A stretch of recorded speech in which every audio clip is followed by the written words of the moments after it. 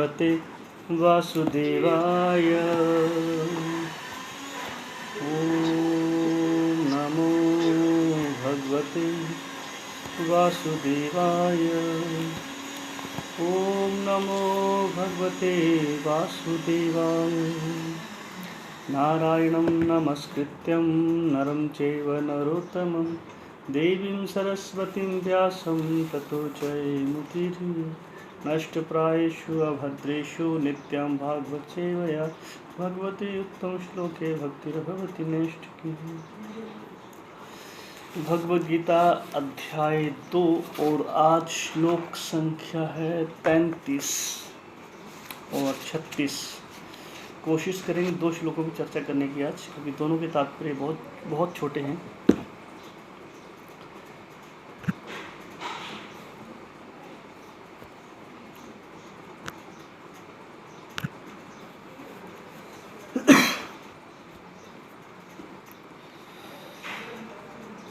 व्याकरणात् उपरतं मन्यन्ते त्वां महारथा येषां च त्वं बहुमता भूत्वा यास्यसि लाघवम्।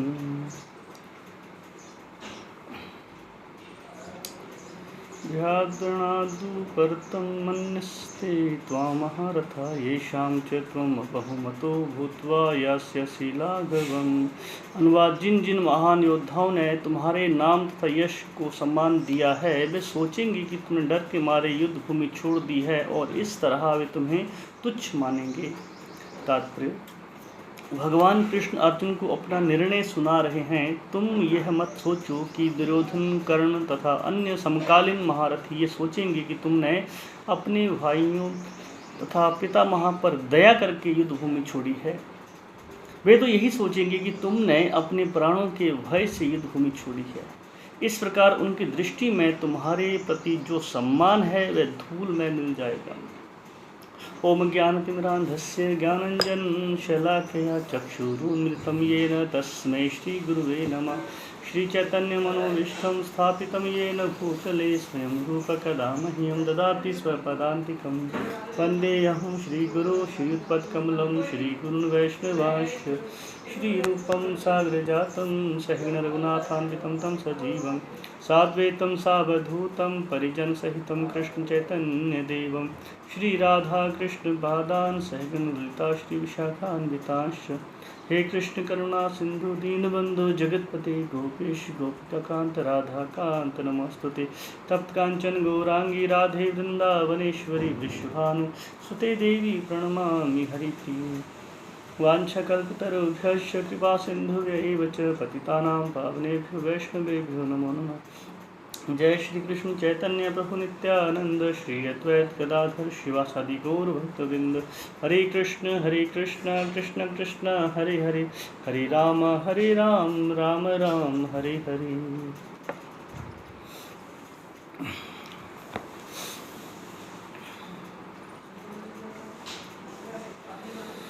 व्याकरणात् उपरतं मन्यन्ते त्वां महारथा येषां च त्वं बहुमतो भूत्वा यास्यसि लाघवम्।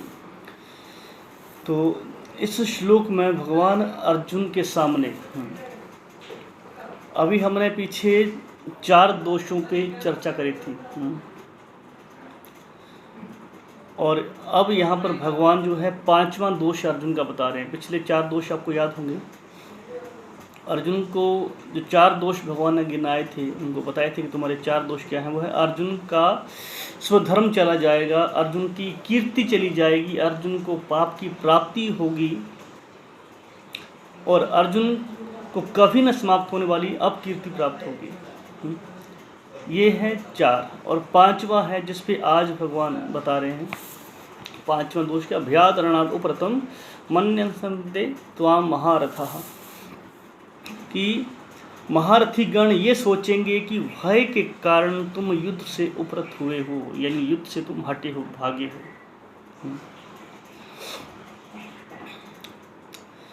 पिछला श्लोक जो गया वहां बताया कि युद्ध न करने से सामान्य लोग तुम्हारी अपकीर्ति करेंगे। कौन सामान्य लोग? तो अर्जुन ने सोचा कि सामान्य लोग जो है उनकी अपकीर्ति का वर्णन करेंगे तो सामान्य लोगों की बातों की कोई इतनी अहमियत नहीं होती है ना। एक आम आदमी कुछ बोलता है तो उसकी कोई वैल्यू नहीं है। तो अर्जुन के मन में विचार था कि सामान्य लोग अपकीर्ति करेंगे तो इससे कोई नुकसान की बात नहीं है।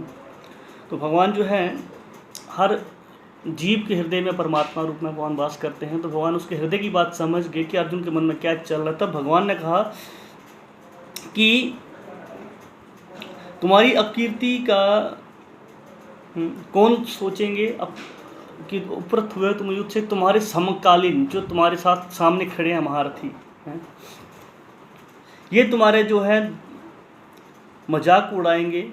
ये समझें कि अर्जुन जो है डर के मारे युद्ध से पीछे हटा है, भागा है। तो यहाँ पर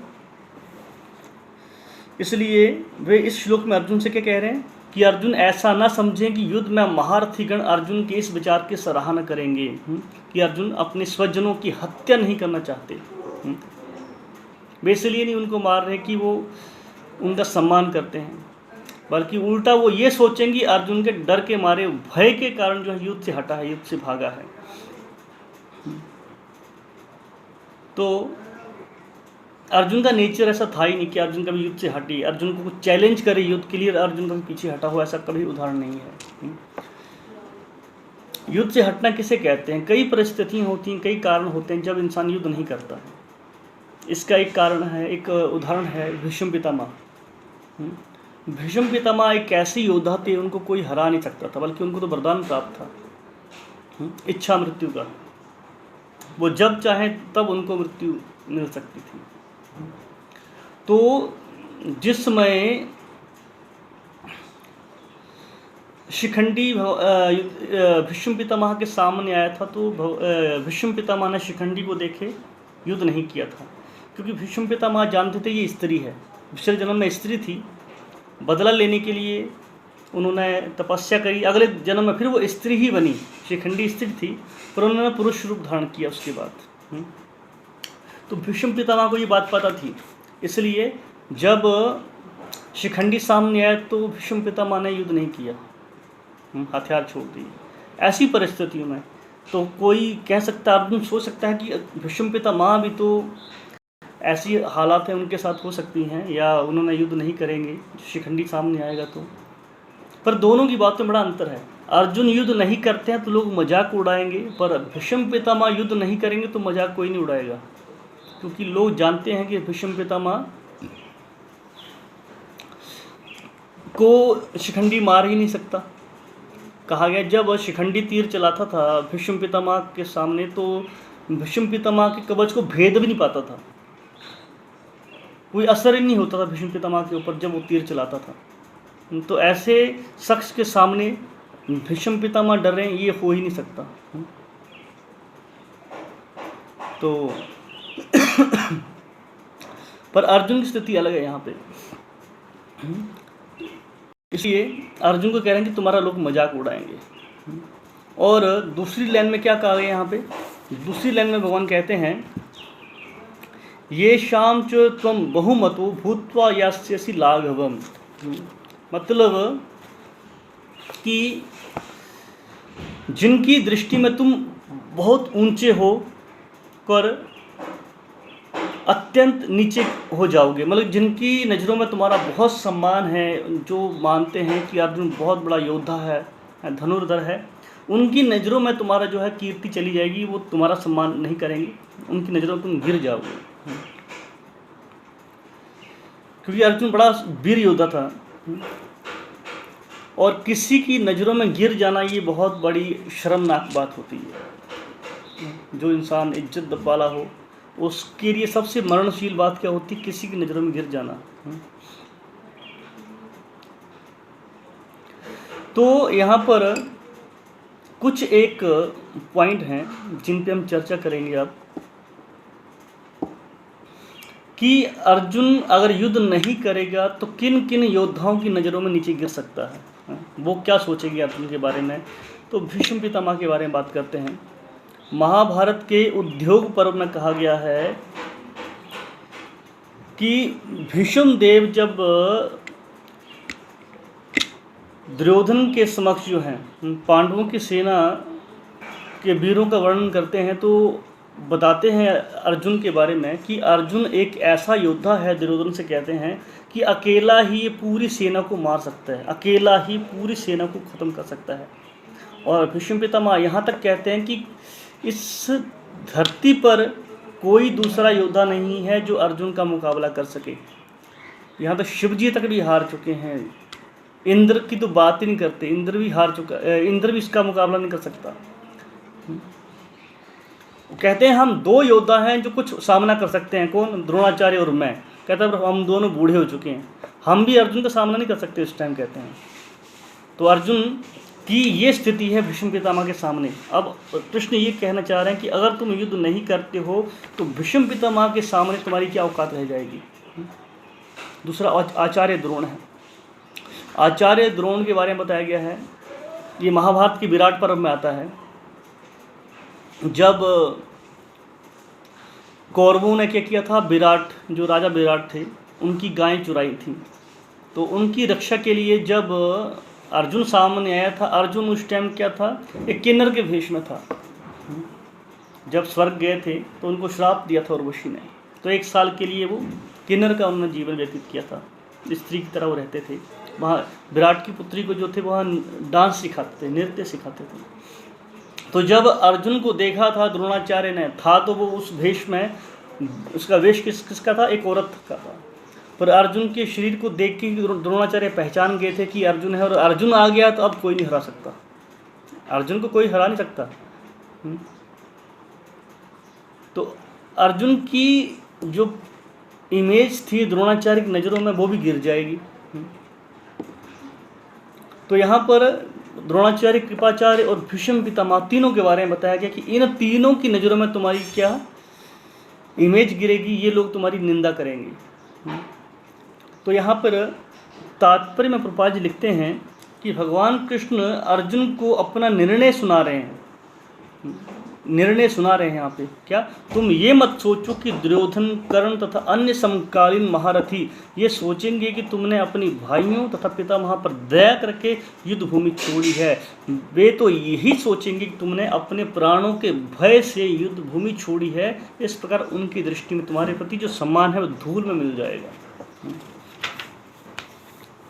तुम्हारा इज्जत वो नहीं करेंगे, उसके बाद जो तुम्हारी इमेज है वो खत्म हो जाएगी युद्ध ना करने मात्र से। इसलिए अर्जुन तुम्हें युद्ध करना चाहिए और अपनी कीर्ति को बचाना चाहिए। ये 5 दोष बताए हैं। अब जो है आखिरी दोष है जो हम चर्चा करेंगे, क्योंकि गीता के इस दूसरे अध्याय के 33वें श्लोक से लेकर 36वें श्लोक तक भगवान ने 6 दोष बताए अर्जुन को, 33 से 36 तक 5 दोष बताए थे। अब 6ठा दोष भगवान इस श्लोक में बता रहे हैं, 36वें श्लोक में। वो क्या है? अवाच्यवादान च बहून् वदिष्यन्ति तब अहिता निंदतः तब सामर्थ्यम तथा दुखम तरम न अनुकिम। कि तुम्हारे शत्रु अनेक प्रकार के कटु शब्दों से तुम्हारा वर्णन करेंगे और तुम्हारे सामर्थ्य का उपहास करेंगे। तुम्हारे लिए इससे दुखदायी और क्या हो सकता है। तात्पर्य में प्रभुपाद जी लिखते हैं, प्रारंभ में ही भगवान कृष्ण को अर्जुन के आयाचित दया भाव पर आश्चर्य हुआ था और उन्होंने दया भाव को अनार्योचित बताया था। अब उन्होंने विस्तार से अर्जुन के तथा कथित दया भाव के विरुद्ध कहे गए अपने वचनों को सिद्ध कर दिया है। तो यहाँ पर भगवान क्या कहते हैं कि तुम्हारे शत्रु तुम्हारे विषय में बहुत सी ना कहने वाली बातें कहेंगे। तो अभी तक भगवान ने जितने भी दोष बताए हैं, जो 5 दोष बताए हैं, ये जो 6ठा दोष है ये सबसे ज़्यादा कष्टदायक है। सबसे जो है इससे अर्जुन को हानि पहुंचेगी, क्या कटु वचन बोलने का। क्योंकि अर्जुन के जो शत्रु हैं वो कौरव हैं और कौरव हमेशा मौका ढूंढते थे अर्जुन की निंदा करने का, अर्जुन के बारे में, पांडवों के बारे में कटु वचन बोलने के लिए हमेशा वो तैयार रहते थे, मौका ढूंढते थे, जहाँ मौका मिले वहाँ शुरू होते थे। इंसान का नेचर है। हम भी किसी के लिए मन में द्वेष करते हैं तो उसके बारे में हम क्या करते हैं, उसके बाद निंदा करते हैं उसके बारे में। ये इंसान का नेचर है। जब तक इंसान देहात्म बुद्धि में रहेगा, इंसान ऐसी बातें करता ही रहेगा। जो इंसान निंदा करता है, चुगली करता है एक दूसरे की, शास्त्र कहते हैं जो इंसान निंदा चुगली करता है वो अगले जन्म में चमगादड़ बनता है। क्योंकि निंदा चुगली करना क्या होता है? गंदगी निकालना है मुंह से, और चमगादड़ अपने मुंह से मल त्यागता है। इसलिए कहते हैं निंदा चुगली करने वाले इंसान चमगादड़ बनते हैं अगले जन्म में। तो हमें बहुत सावधान रहना चाहिए, चमगादड़ नहीं बनना है। इससे निंदा चुगली कभी किसी की नहीं करनी चाहिए। तो यहाँ पर इसलिए भगवान बता रहे हैं कि अर्जुन के युद्ध ना करने से उन्हें और भी अधिक कटु बातें बोलने का उनको अवसर मिलेगा, कौरवों को। और किस प्रकार के कटु वचन बोलते थे कौरव पांडवों के लिए? तो यहाँ पर वर्णन है कि दुर्योधन के बारे में बताया गया। जब जिस समय दुर्योधन ने छल पूर्वक जो है पांडवों को तथा द्रौपदी को जुए में जीत लिया था, उस समय दुर्योधन ने विदुर जी को आज्ञा दी थी और विदुर को कहा कि तुम जाके द्रौपदी को बाहर लेके आओ। द्रौपदी अंदर थी, द्रौपदी को हार चुके थे, द्रौपदी को बाहर लेके आओ। और जब ये बात विदुर ने नहीं मानी, उसकी निंदा करी, तब जाके दुर्योधन ने क्या किया, देखा कि विदुर नहीं मान रहा है, विदुर नहीं लाया, तो विदुर की बहुत निंदा करी, विदुर को बहुत उल्टा सीधा बोला दुर्योधन ने, अपमान किया विदुर का। उसके बाद उसने अपने भाई को बोला, दुशासन को। तो दुशासन जो था उसको आज्ञा दी कि द्रौपदी को लेके आए बाहर।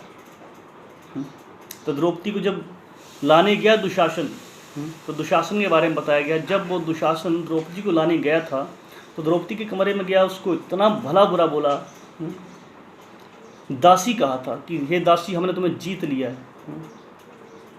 और घसीटते हुए, क्योंकि जब द्रौपदी ने विरोध किया तो बालों से घसीट कर दुशासन द्रौपदी को बाहर लेके आया था।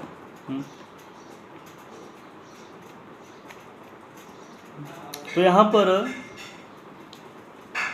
तक कहा गया कि तू हमारी दासी है, अब तुझे नीच स्त्रियों के समान हमारी दासियों की तरह सेवा करनी पड़ेगी। और घसीट कर द्रौपदी को वहाँ लेके आया था और हंसने लगा था। ये उन्होंने अपमान किया था। उस टाइम जो है भीमसेन ने क्रोधपूर्वक कहा था कि मैं दुशासन का खून पीऊँगा, दुशासन के द्रौपदी के केश जो है दुशासन के खून से धोऊंगा। उस टाइम युद्ध में उसकी जिस हाथ से उसने द्रौपदी के बालों को खींचा था, उस दाहिने हाथ को भीम ने उखाड़ा था। तीसरा, कर्ण ने कटु वचन बोले थे। कर्ण जो बड़ा द्वेष करता था पांडवों से, बड़ी ईर्ष्या करता था पांडवों से हमेशा। एक तो ये था कि वो अर्जुन से अपने आप को महान योद्धा समझता था, हालांकि वो था नहीं, कभी ना बन पाया। तो जिसमें द्रौपदी को घसीट के लाया गया था, अपमान किया गया था, तो उसमें कर्ण ने जो था दुशासन का साथ दिया था, उसको और उत्साहित किया था कि तुम जो कर रहे हो बहुत सही कर रहे हो, ये इसी लायक है। जिसके 5 पति हों वो एक वैश्या होती है, तो जहाँ 5वां छठा और सी। तो बहुत अपशब्द कहे थे दुर्योधन ने, कर्ण ने भी उनके लिए। तो अगला बताया गया है कि जब ये दोष बताए जाते हैं, जो ऐसे लोग होते हैं, दुष्ट जो होते हैं, वो कटु वचन बोलने से कभी पीछे नहीं हटते, उनको मौका चाहिए होता है। तो इसलिए यहाँ शब्द आया है क्या शब्द है? आवाच्य बादान। इसका मतलब क्या है आवाच्य बादान का? आवाच्य बादान का मतलब होता है ऐसी बातें जिन्हें बोलना उचित नहीं, जिन्हें बोलना उचित नहीं है, उसे कहते हैं आवाच्य बादान, जो बोलनी नहीं चाहिए। और अगर कोई सामान्य व्यक्ति ऐसी बातें बोलता है तो उसे बाद में पश्चाताप होता है कि मैंने ऐसे क्यों बोला। माना भद्र पुरुष जो होता है वो पश्चाताप करता है ऐसी बात बोलने के बाद। पर जो असुर होते हैं, कौरवों की तरह, दुर्योधनों की तरह, उन्हें कोई पश्चाताप नहीं होता, बल्कि उन्हें वो खुशी मिलती है कि मैंने इसकी निंदा करी है, मैंने अपशब्द बोले हैं। अपने आप बड़ा गर्व महसूस करते हैं गलत बात बोलने के बाद वो इंसान। जब किसी की गाली दी जाती है, तो गाली देते हैं और बड़ा खुशी महसूस होती है कि मैंने पता नहीं क्या अच्छा बोल दिया मैंने, ये उनका नेचर है। तो यहाँ पर श्रील रूप गोस्वामी उपदेशामृत के श्लोक में, पहला श्लोक है, उसमें बताते हैं 6 प्रकार के वेगों का वर्णन करते हैं। 6 प्रकार के वेग हैं। उसमें क्या है? बाचो वेगम, पहला है बाचो वेगम, मतलब वाणी का वेग। इंसान को वाणी के वेग जो है उस पर कंट्रोल होना चाहिए, मतलब बोलने पे कंट्रोल होना चाहिए। क्या बोलना है ना, क्या नहीं बोलना है, ये सोच समझ के बोलना चाहिए। तो वहाँ लिखते हैं प्रभुपाद जी तात्पर्य में कि सर्वप्रथम मनुष्य को अपनी वाणी पर संयम रखना चाहिए। हम में से प्रत्येक व्यक्ति में बोलने की शक्ति है और जैसे ही अवसर मिलता है कि हम बोलने लगते हैं। यदि हम कृष्ण भावनामृत की बातें नहीं करते तो अनेक तरह की व्यर्थ की बातें करते हैं। बोलना है, पर अगर हम भक्ति के बारे में, कृष्ण के बारे में, कृष्ण कथा नहीं करते हैं, कृष्ण कीर्तन नहीं करते हैं, तो बोलना है तो क्या दूसरा गलत काम बोलेंगे, गलत बातें करेंगे। क्यों? बोले बिना हम रह सकते नहीं। तो जो भक्त नहीं है वो गलत बातें बोलता है, दुनिया जहान की बातों में वो अपनी रुचि रखता है। इसे ग्राम्य वार्ता कहते हैं। उदाहरण दिया जाता है इसका ग्राम्य वार्ता का मेंढक से। मेंढक जो होता है, जब बरसात का मौसम आता है तो टर टर करके आवाज़ निकालता है, बड़ा बोलता है। वो सोचता है मैं बड़ा गुणगान कर रहा हूँ, बड़ा अच्छा गा रहा हूँ। वो ये नहीं सोचता कि इसकी टर टर की आवाज़ ही सांप को इनवाइट कर रही है। सांप आएगा उसको खा के चला जाएगा। वैसे ही जो भौतिकतावादी लोग होते हैं, दुनियादारी में व्यस्त रहते हैं, इतने बोलते हैं, कब मौत आती है उनको निगल लेती है, उनको पता ही नहीं चलता। उनको पता ही नहीं चलता।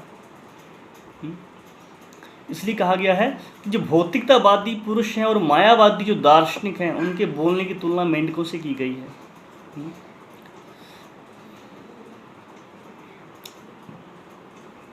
तो रूप गोस्वामी जिस संयमित वाणी की बात करते हैं उसका अर्थ है कृष्ण कथा की विधि का वर्णन। मतलब कि जीव को, इंसान को अपनी वाणी का उपयोग सिर्फ कृष्ण कथा में करना चाहिए, फालतू बातों में नहीं करना चाहिए। जितना हम कृष्ण कथा करेंगे, जितना भगवान के बारे में चर्चा करेंगे, तो उससे क्या होगा? हमारी बुद्धि शुद्ध होगी, चेतना शुद्ध होगी। चेतना शुद्ध होगी तब जाके भक्ति कर पाएंगे। तो दुनिया जहान की बातें करने से क्या होता है? चेतना दूषित होती है। यहाँ वहाँ का कचरा उठा के हम अपने दिमाग में डाल लेते हैं। तो भक्त को बहुत ध्यान रखना चाहिए, दुनिया की बातें नहीं करनी चाहिए। वाणी की तपस्या के बारे में गीता में कहा गया है। गीता में 17वें अध्याय में 17.15 श्लोक है। वहाँ पे भगवान कृष्ण वाणी की वेग की बात बताते हैं। कहते हैं वहाँ पे कि हमारी बातों में 4 प्रकार के गुण होने आवश्यक हैं। भगवान कहते हैं कि वाणी में 4 प्रकार के गुण होने बहुत जरूरी हैं। वो 4 गुण कौन कौन से हैं वाणी के, बताया गया है। हम जो कुछ बोलते हैं वे किसी को उद्विग्न ना करे, किसी को उद्विग्न ना करे, गुस्सा ना दिलाए, हमें ऐसा बोलना चाहिए। और इसके साथ साथ जो हम बोलें वो सत्य भी होना चाहिए, उसे घुमा फिरा के नहीं बोलना है, सत्य होना चाहिए, सच बोलना चाहिए। और सामने वाले को अच्छा भी लगे हम बोलें तो, तीसरा। और चौथा, जिसके बारे में हम बता रहे हैं उसके लिए वो हितकारी भी हो। कौन कौन से? पहला, जो बोले वो किसी को उद्विग्न न करे। दूसरा, वो सत्य होना चाहिए। तीसरा, सुनने वाले के लिए प्रिय होना चाहिए। और चौथा, उसके लिए हितकारी होना चाहिए। ये 4 जो है वाणी के गुण बताए हैं भगवान कृष्ण ने गीता में। तो इसलिए जो सामान्य जीवन में हमें क्या करना चाहिए? इन 4 गुणों का अभ्यास करना चाहिए, प्रयास करना चाहिए जीवन में इनको लाने का। इसलिए कहा गया है वाच्य वादान। और जिनमें ये 4 गुण नहीं होते हैं उन्हें कहते हैं अवाच्य वादान, वो अवाच्य है। तो इसलिए हमें इन 4 गुणों को लाने का प्रयास करना है अपने जीवन में। तो दूसरी लाइन में भगवान क्या कहते हैं? यहाँ पे दूसरी लाइन के शब्द हैं, निंदतः तब सामर्थ्यम तथा दुखम दुखतरम नु कीमत। मतलब कि तुम्हारे शत्रु तुम्हारी सामर्थ्य की निंदा करेंगे, इससे बढ़कर दुख और क्या हो सकता है। तो यहाँ पर भगवान अर्जुन से कहना चाहते हैं कि अर्जुन, जिन शत्रुओं को अपना स्वजन मानकर दया कर रहे हैं, वे शत्रु दया प्राप्त करना नहीं चाहते हैं, क्योंकि वो खुद युद्ध करने के लिए यहाँ ललायित हैं, खुद युद्ध करने के लिए यहाँ तक पहुँचे हुए हैं और वे मरना चाहते हैं। इसलिए अगर अर्जुन युद्ध नहीं करता है तो उन पर दया करेंगे तो अर्जुन के सामर्थ्य की निंदा होगी। अगर अर्जुन युद्ध नहीं करता है तो वो ये नहीं सोचेंगे कि अर्जुन दया कर रहा है, वो ये सोचेंगे अर्जुन भाग रहा है, डर रहा है। तो यहाँ पर भगवान अर्जुन को एक घटना याद दिलाते हैं। घटना क्या याद दिलाता था कि अर्जुन को एहसास हो कि मैं क्या करने जा रहा हूँ। वो घटना ये थी कि दुर्योधन ने क्या किया था, जो शकुनी का पुत्र था उसका नाम था उलूक, उसको भेजा था दूत बनाकर। तो शकुनी का जो पुत्र उलूक था वो गया था, तो मैसेज लेके गया था दुर्योधन का पांडवों के पास, और उसने पांडवों की निंदा करी थी, कृष्ण की निंदा, युधिष्ठिर महाराज की निंदा, भीम की निंदा और अर्जुन की निंदा, बहुत निंदा करी थी उसने। यहाँ तक कि कृष्ण के बारे में कहा था कि तुम जब आए थे सभा में, अपना विराट रूप दिखाया, माया भी हो तुम, उस टाइम तो तुम अपनी माया दिखा के चले गए, पर जब अस्त्रधारी जब योद्धा होता है उसके सामने तुम्हारी माया काम नहीं करेगी। जब हम युद्ध में आएंगे तुम्हारी माया धरी की धरी रह जाएगी और तुम अपनी जान को बचा के भागोगे वहाँ से। कृष्ण के बारे में कह रहा था वो। युधिष्ठिर महाराज की निंदा करी थी। युधिष्ठिर महाराज के बारे में बहुत भला बुरा बोला उन्होंने कि तुम वैसे बड़े धार्मिक माने जाते हो, तुम ढोंगी हो, अधर्म का तुम पालन करते हो और तुम ढोंग दिखावा करते हो। और भीम के बारे में कहा था कि तुम तो नपुंसक हो, बड़ा खाते हो, बड़ा शरीर है तुम्हारे अंदर, बुद्धि तुम्हारे अंदर है नहीं है, बिना मूँछों वाले मर्द हो तुम तो। काफ़ी बातें बोली उन्होंने, इस तरह अर्जुन की भी निंदा करी। तो यहाँ पर बताया गया है जिस समय अर्जुन को दुर्योधन का ये मैसेज दिया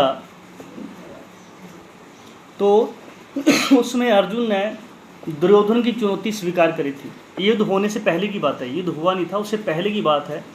तब अर्जुन ने उलूक के माध्यम से जो दुर्योधन ने चुनौती भेजी थी उसको स्वीकार किया था और युद्ध लड़ने की प्रतिज्ञा करी थी उस टाइम भगवान ने। अभी कृष्ण बता रहे हैं इस बात को 24 घंटे नहीं बीते हैं, क्योंकि पिछले कल की बात है। ये युद्ध होने से एक दिन पहले की बात है कि अभी 24 घंटे नहीं बीते और तुम्हारा जो है मन तुरंत बदल गया।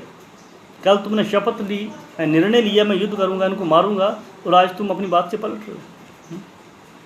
क्यों? क्योंकि अर्जुन का जो ज्ञान है उसको मोह ने ढक लिया है। मोह जब इंसान के अंदर आता है तो ज्ञान उसका भ्रमित हो जाता है। इंसान मोह में आके अनगलत बातें करता है, वो सही बात कभी नहीं करता जो मोहित इंसान होता है। हम किसी के मोह में आके गलत निर्णय ले लेते हैं। तो अर्जुन का वही यहाँ स्थिति है। अर्जुन मोह के वश में आके युद्ध ना करने का निर्णय ले रहा है, इसलिए भगवान इसको याद दिला रहे हैं यहाँ पे। तो एक बार प्रभुपाद जी ने इसी श्लोक पे लेक्चर दिया था। तो प्रभुपाद जी ने कहा था इस श्लोक के ऊपर, और अर्जुन की तुलना भगवान कृष्ण ने एक नर्तकी से करी थी। नर्तकी कहते हैं जो डांस करती हैं लड़कियाँ, उससे तुलना करी थी भगवान कृष्ण ने अर्जुन की। प्रभुपाद जी ने क्या कहते हैं, प्रभुपाद जी वहाँ पे उदाहरण देते हैं वहाँ पे कि एक कन्या नृत्य करने के लिए अत्यंत प्रसिद्ध थी, बड़ी फेमस कलाकार थी, डांस करती थी। और जब वो मंच पे डांस करने गई तो जैसे ही डांस करने लगी तो क्या देखती है कि जो डांस देखने के लिए लोग आए हुए हैं सारे, उनमें से उसके सगे संबंधी भी हैं। तो शर्मा गई, उसने क्या किया, घूंघट कर लिया। जिस काम के लिए आई थी वो नहीं किया उसने, घूंघट कर लिया कि अब मेरे सगे संबंधी हैं बैठे हैं, मैं डांस करूँगी तो लोग क्या समझेंगे। पर उसका पेशा है डांस करना, उसको शर्म नहीं करनी चाहिए। प्रभुपाद जी कहते हैं उसको डांस करना चाहिए। वैसे ही अर्जुन की स्थिति है। अर्जुन उसी नर्तकी की तरह है, युद्ध करने तो गया, जैसे नर्तकी युद्ध डांस करने गई, स्टेज पे पहुंची, सामने देखा उसके सगे संबंधी हैं, भ्रमित होगी, घूंघट कर लिया। प्रभुपाद जी कह रहे ऐसी स्थिति अर्जुन की, युद्ध करने के लिए गया, कहता मैं युद्ध करूंगा, जैसे ही सामने सगे संबंधी देखे अर्जुन मोहित हो गया। मेरे सगे संबंधी हैं, चाचा है, ताया, फूफा, दादा हैं, मैं इनसे युद्ध कैसे करूंगा। इसलिए भगवान कृष्ण कहते हैं कि तुम्हें जो है ये सब भाव छोड़ने पड़ेंगे, युद्ध करना पड़ेगा। तो तात्पर्य में लिखा प्रभुपाद जी ने यहाँ पे, प्रारंभ में ही भगवान कृष्ण को अर्जुन की अयाचित दया भाव पर आश्चर्य हुआ था। जो अर्जुन ने ये भाव प्रदर्शित किया था, दिखाया था, भगवान कृष्ण को उसी टाइम आश्चर्य हुआ था। और उन्होंने इस दया भाव को अनार्योचित, एक आर्य होते हैं, एक अनार्य होते हैं। आर्य वो हैं जो शास्त्रों के अनुसार कर्म करें, और अनार्य वो होते हैं जो शास्त्रों के विपरीत काम करते हैं, जो शास्त्रों का पालन नहीं करते हैं, गलत काम करते हैं, उन्हें अनार्य कहा गया है। तो भगवान कृष्ण ने अर्जुन की तुलना अनार्य से करी है। तो तुम बात तो बहुत विद्वानों की तरह करते हो, पर हो अनार्य, हो मूर्ख तुम आदमी। अब उन्होंने विस्तार से अर्जुन के तथाकथित दया भाव के विरुद्ध कहे गए अपने बच्चों को सिद्ध कर दिया।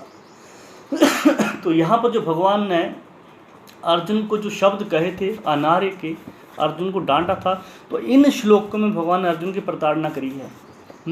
अर्जुन अपने आप गुणवान समझता था कि मैं बड़ा गुणवान हूँ, मैं बड़ी अच्छी अच्छी बातें कर रहा हूँ।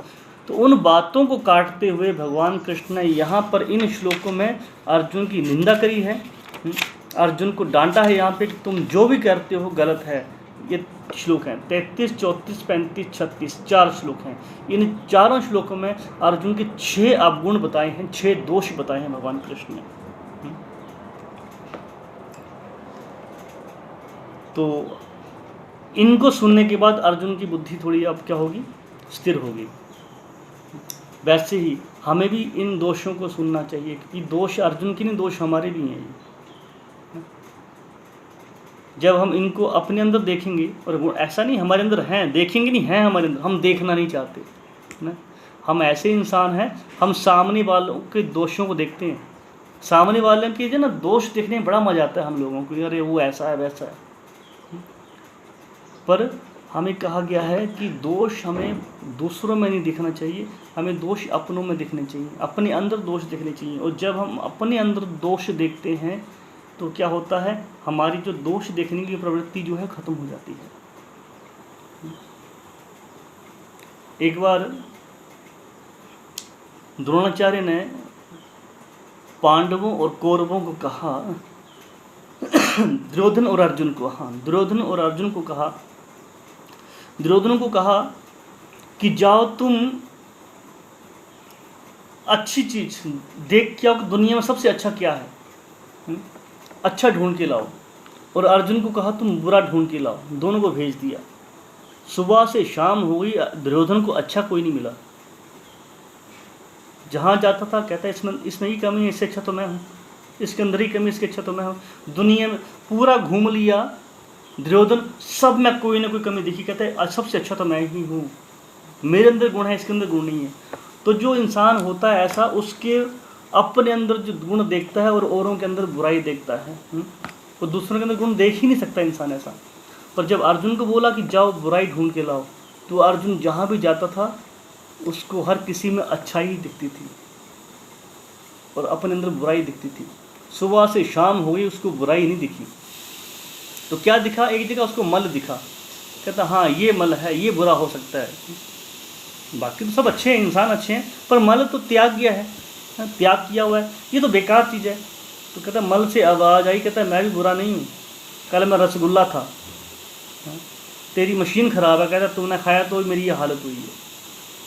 तो अर्जुन का एहसास हुआ, बात तो सही है ना, कि सबसे बुरी चीज़ क्या है, इंसान है। सबसे बुरा इंसान खुद होता है। हम दूसरों में बुराई देखते हैं, हमें दूसरों के अंदर बुराई नहीं देखनी चाहिए। इन श्लोकों के माध्यम से हमें यही सीखना है, भगवान अर्जुन को बता रहे हैं। हमें इन बातों का ध्यान रखना चाहिए। बाचो वेगा, जो जो वाणी का वेग है, हमें इस पर कंट्रोल करना चाहिए। अनगरल बातें नहीं करनी चाहिए, उटपटांग बातें नहीं करनी चाहिए। उटपटांग बातें करने वालों की तुलना मेंढक से करी गई है। जिस तरह मेंढक टर टर करता है और सांप को इनवाइट करता है, वैसे ही हम अगर उटपटांग की बातें करते हैं तो मृत्यु को ही इनवाइट करते हैं। बोलना है, पर क्या बोलना है, भगवान के बारे में कथा करनी है, भगवान के बारे में। ये जीवन का उद्देश्य होना चाहिए हमारा। जो लिमिटेड सांसें हैं हमारे पास, इन सांसों का दुरुपयोग नहीं करना है हम लोगों को, है ना। शिव पुराण कहता है कि इंसान एक दिन में 24,000 सांसें लेता है। और आप माला की तुलना करें, आप 16 माला करते हैं तो 24,000 बन जाता है नाम। 16 माला जप करना मतलब 24,000 नाम जप करना। तो भक्ति साइंटिफिक है, भक्ति कोई मनोकल्पना नहीं है ना, कोई ऐसा मन के विचार नहीं है। हम माला करते तो एक एक सांस का हिसाब करते हैं, उसमें एक एक सांस पे हम नाम जप करते हैं। उसका मतलब ये होता है अपनी सांसें जाया नहीं करते, बर्बाद नहीं करते। तो हमें क्या करना चाहिए, उटपटांग की बातों को त्याग कर हमें प्रण लेना चाहिए कि जहाँ उटपटांग की बातें होती हैं, जहाँ लोग चार बैठते हैं और बातें करते हैं दुनियादारी की, हमें उनके साथ नहीं बैठना है, उनको त्याग देना चाहिए। कहते असत संग त्याग ई वैष्णव आचार। जो वैष्णव होता है वो असत संग कभी नहीं करता, असत संग से दूर भागता है। वो जानता है कि समय बहुत कम है, तो उटपटांग की बातों में क्यों बर्बाद करूं। वो उटपटांग की बातों में अपने समय को बर्बाद नहीं करता है, अपने जीवन का सदुपयोग करता है, भगवान की भक्ति में लगाता है इसको। और हमें मौका मिला है भगवान की कृपा से, भगवान की अहत्व की कृपा है कि हमें समय दिया भगवान ने। ऐसे दौरान में, लॉकडाउन के दौरान में हमें भगवान ने खूब मौका दिया है सत्संग करने का। हम चाहे जितना मर्जी सत्संग कर सकते हैं। सुबह शाम सत्संग क्लास मिल जाती है हमें अटेंड करने के लिए। तो यही नहीं होना चाहिए कि जो क्लास मिल रही है यही सत्संग है। हमें करना चाहिए, दिन में और भी टाइम है हमारे पास अगर तो खुद भी पढ़ने का प्रयास करना चाहिए। गीता है, भागवत है, उसको खुद पढ़िए घर पे। कोशिश करिए ज़्यादा से ज़्यादा माला करने की। ऐसे नहीं है ऐसा नहीं कि हम 16 माला करते हैं तो 16 माला ही करेंगे, कसम है, एक्स्ट्रा नहीं करेंगे। ऐसा नहीं होना चाहिए, है ना, कि हम शपथ ले लिए, भीष्म प्रतिज्ञा कर ली हो हम लोगों ने कि 16 माला जब करेंगे, है ना। तो हमें भीष्म प्रतिज्ञा नहीं लेनी 16 माला करने वाली, हमें उससे आगे बढ़ने का प्रयास करना है। तो जब टाइम मिले, जैसे टाइम मिले, माला झोली लीजिए हाथ में और भगवान के नाम का कीर्तन शुरू करिए। इससे फ़ायदा ये होगा कि हम जो है फालतू की बातों में नहीं लगेंगे।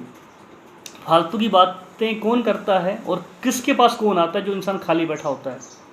और हम माना कोई खाली बैठा होता है तो दूसरा इंसान उसी के पास जाता है, पता फालतू आदमी तो है बैठा हुआ, क्या बेला बोलते हैं, बेला तो बैठा हुआ है, तो टाइम है इसके पास तो चलो हम भी टाइम पास करते हैं। तो बेले इंसान के पास ही बेला इंसान आता है, खाली इंसान के पास खाली इंसान आता है बातें करने के लिए।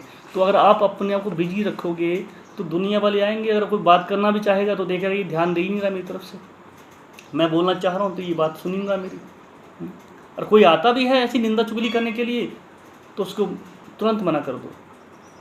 देखो मैं इतना भक्ति में एडवांस नहीं हूँ, इतना बड़ा चढ़ा नहीं हूँ, मेरे में इतनी योग्यता नहीं इसको मैं डाइजेस्ट कर सकूँ।